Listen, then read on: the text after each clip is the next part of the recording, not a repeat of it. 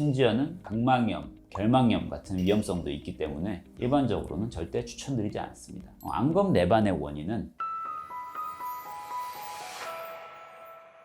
안녕하세요. 라이브 성형외과 서양 원장입니다. 오늘 말씀드릴 주제는 속눈썹 찌름 증상입니다. 흔히들 안검내반이라고 많이들 알고 계시는데요. 속눈썹이 안구를 찌르는 증상이 사실 모두 안검내반 때문에 발생하는 것은 아닙니다. 속눈썹 찌름은 원인이 상당히 많습니다. 항상 말씀드리는 거지만 일단 원인을 정확히 알아야지 그에 따라서 근본적인 치료를 할 수 있기 때문에 원인을 먼저 말씀드리고 그에 따른 치료 방법을 설명드릴까 합니다. 속눈썹 찌름은 크게 속눈썹 자체의 문제, 그 속눈썹을 지탱하고 있는 윗 눈꺼풀의 문제로 나눌 수가 있습니다. 먼저 속눈썹 자체의 문제는 정상적인 눈꺼풀과 속눈썹의 모양을 좀 그려놓은 건데, 속눈썹이 정상적으로는 바깥쪽으로 나야 되는데 속눈썹 자체가 안쪽으로 이렇게 말려 있거나 아니면 정상적으로 속눈썹 자체가 나지 않는 곳에 속눈썹이 나거나 하는 것을, 이것은 속눈썹증, 이렇게 정상적이지 않은 곳에 나는 것은 두 줄 속눈썹증, 이런 식으로 설명을 드리는데요. 이런 속눈썹 자체의 문제는 수술적 치료하는 경우는 그렇게 많지 않고요. 그 증상의 정도에 따라서 속눈썹을 뽑아줄 수도 있고 레이저 치료나 냉동요법 등으로 치료를 하는 경우가 많습니다.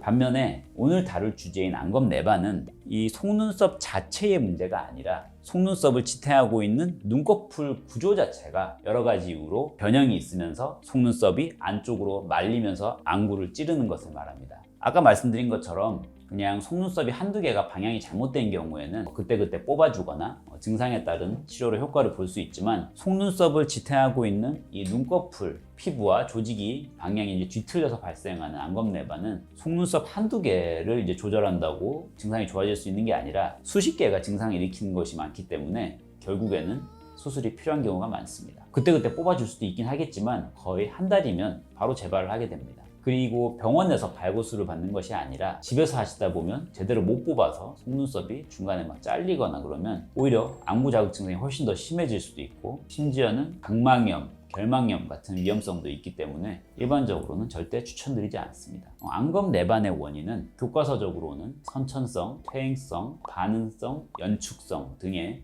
여러 가지 원인으로 나누고 있는데요. 교정 방법을 최대한 간단하고 쉽게 말씀을 좀 드리자면 위치에 따라서 조금씩 다른데요. 이 윗눈꺼풀의 안검내반의 경우에는 쌍꺼풀 수술로 해결이 된다는 얘기를 아마 많이 들으셨을 겁니다. 이거는 엄밀히 말하면 정확한 표현은 아니긴 한데 원리 면에서는 굉장히 비슷한 것이 사실입니다. 원래 쌍꺼풀이라는 것이, 쌍꺼풀이 없는 눈을 먼저 한번 그려보자면 이 그림은 쌍꺼풀이 없는 눈이 눈을 떴을 때의 모습이고요. 쌍꺼풀이 없는 눈은 대개 이렇게 피부가 아래로 접히게 돼서 눈을 가리고 있죠. 이 상태를 똑같이 눈을 떠도 피부가 위에서 이렇게 접히게끔 만들어주는 것이 쌍꺼풀 수술이거든요. 이렇게 할 수 있는 방법이 결국에는 우리 안쪽에 굉장히 깊은 쪽에 우리 눈 뜨는 근육이 연결이 돼 있는데요. 절개 방식이든 비절개 방식이든 결국에는 눈 뜨는 근육의 끝을 피부에 연결을 해주는 것이 쌍꺼풀입니다. 쌍꺼풀을 조금 더 깊고 높게 고정을 해주는 것이 결국 사실 안검내반 교정 수술입니다. 더 높게 고정하면 할수록 우리의 아랫 눈꺼풀이 안구의 굴곡을 따라서 더 좀 들릴 수 있습니다. 그러면 속눈썹 방향도 더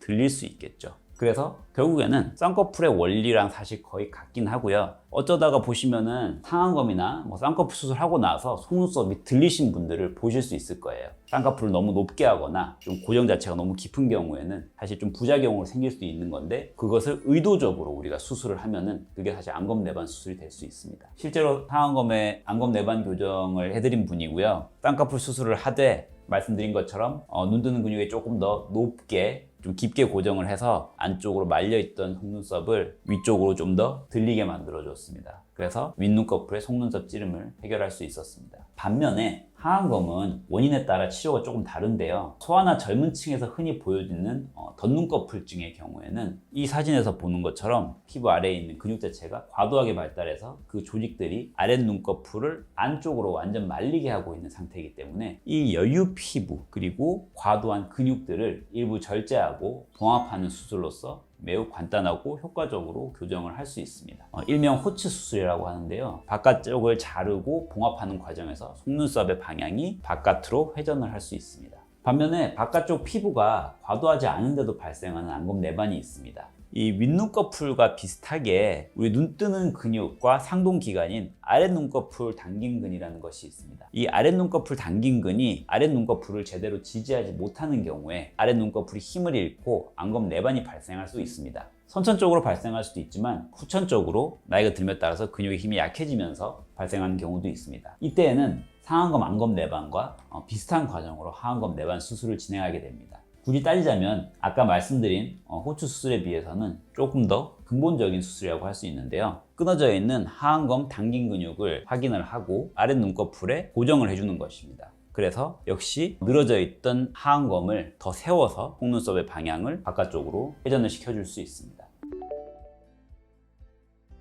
결론부터 말씀드리면 가능합니다. 일단 실비 청구가 가능하려면 해당 수술이나 시술이 건강보험 적용이 가능한 질환이어야 됩니다. 미용 목적을 하는 것이 아니라 질병의 치료가 목적이 되는 수술이 있는 경우에는 건강보험 적용이 가능하고요. 가지고 계신 실비보험이 있으시다면 해당 약관에 따라서 청구가 당연히 가능합니다.